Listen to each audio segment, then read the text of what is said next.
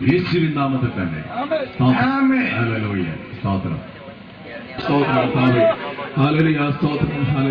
ഹൃദയം തകർന്നവർക്ക് നീ സമീപസ്ഥനാണല്ലോ കർത്താവേ.